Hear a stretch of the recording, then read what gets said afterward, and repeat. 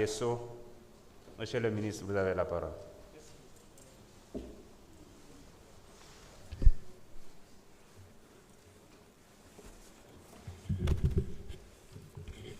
Je vous remercie, Monsieur le Président. Monsieur le ministre chargé des relations avec les institutions, honorables députés, mes chers collaborateurs. Par lettre numéro 5 du 3 janvier 2025, le procureur général près la Cour d'appel de Dakar m'a transmis, en ma qualité de ministre de la Justice garde des Sceaux, un courrier par lequel le procureur de la République financier sollicitait la levée de l'immunité parlementaire du député Mamadou Ngom dit Farba. Ce magistrat, en l'occurrence le procureur financier, expliquait avoir été saisi le 20 décembre 2024 des rapports numéro 41 et 51 de la cellule nationale de traitement des informations financières, la CENTIF, mettant en exergue des faits susceptibles d'être qualifiés d'association de malfaiteurs, blanchiment de capitaux, escroquerie portant sur les deniers publics, corruption, trafic d'influence, fraude fiscale et d'abus de biens sociaux. En donnant suite à cette demande, j'ai donc saisi le président de l'Assemblée nationale à cet effet par correspondance numéro 0012, ministère de la Justice, cabinet DC, du 10 janvier 2025.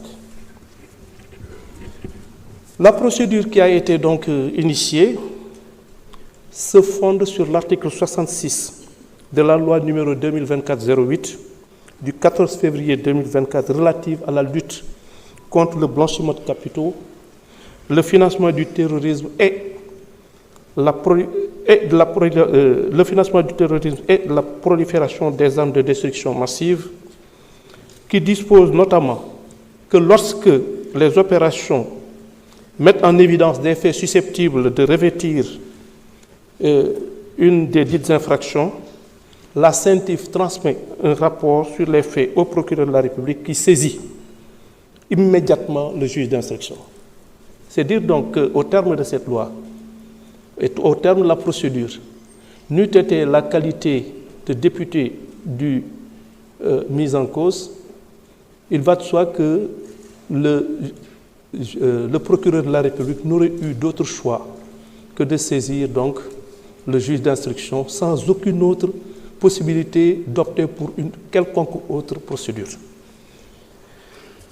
Il ressort donc des dispositions que dans le cas d'espèce, le procureur de la République ne peut ni apprécier l'opportunité des poursuites, ni ordonner l'ouverture d'une enquête.